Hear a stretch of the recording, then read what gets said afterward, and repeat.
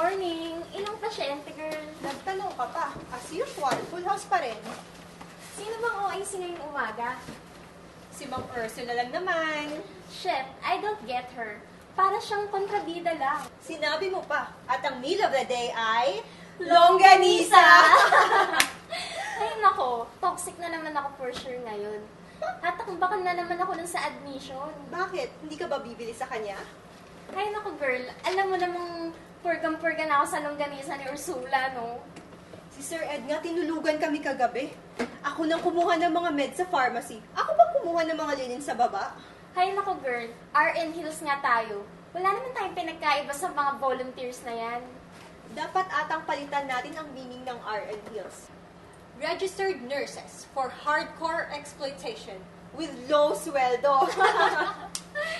Oh, yakit naman ng mga ito. Parang kailan lang, bago pa lang tayo nag-duty. Oo nga, no? Ayan, no?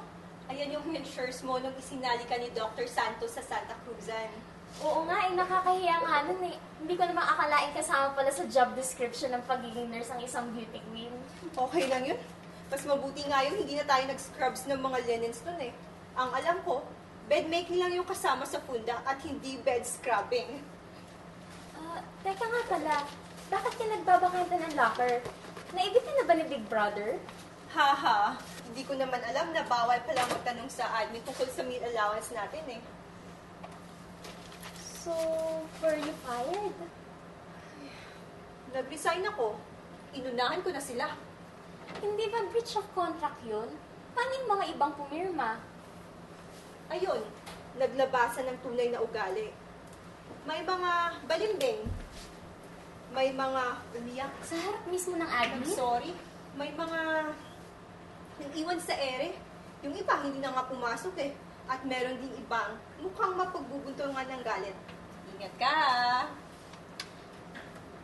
Yan naman ang hirap sa'yo eh. Di ba sinabihan na kita? Walang mangyayari dyan. Tsaka in the first place, sino ba naman nagsabi sa'yo na magreklamo ka sa admin? Ayan, nandamay ka patuloy ng iba. Lahat ng pumirma sa petition letter tungkol sa meal allowance at sa certificate of employment, alam kung anong ginawa nila. Sigurado ka ba dyan? O baka naman pinilit mo lang sila? Isipin mo nga, 400 tayo. Mag-aanim na buwan na. Ni isa sa atin, wala man lang natanggap na lecheng meal allowance na yan. Di naman sila katulad mo eh. Walang pakialam. Ako? Walang pakialam? Oo. Di ba may plantilla ka na?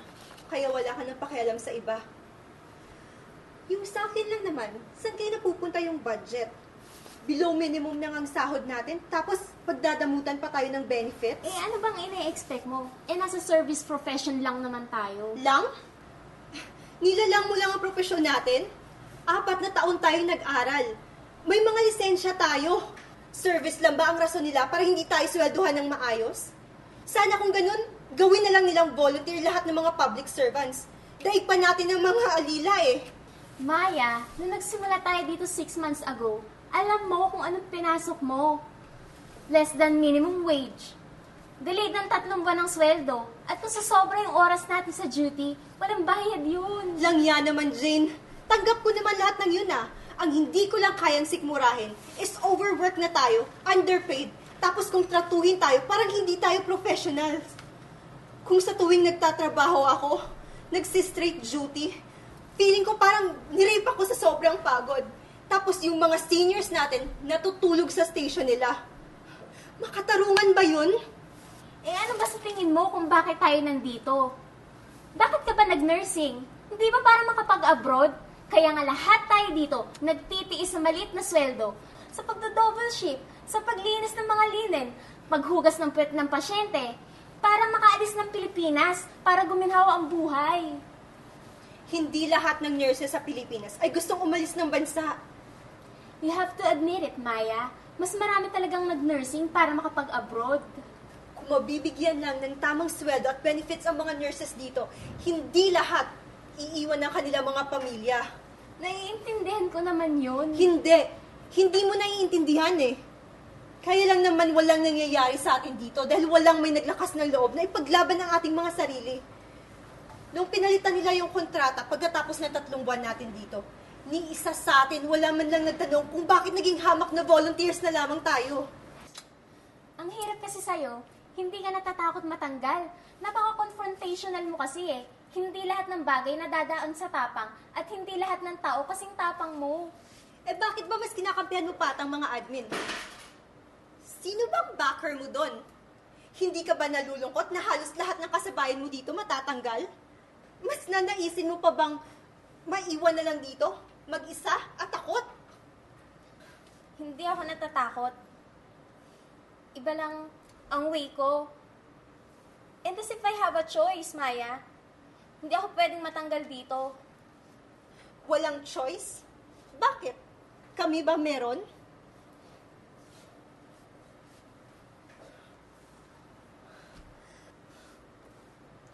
Bakit ba kailangan nating matakot?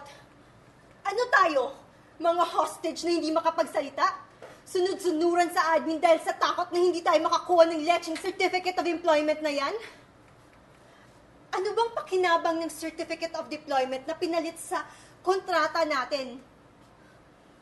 Dahil ba yun sa trabahong ginawa natin? No thanks. O, ayan. Sinusoli ko na yung step mo. Mukhang wala na rin akong pagkagamitan yan. Maraming salamat, ha? Sorry ha, hindi ko lang napigilan ang sarili ko. Okay lang yun. Ako rin naman eh.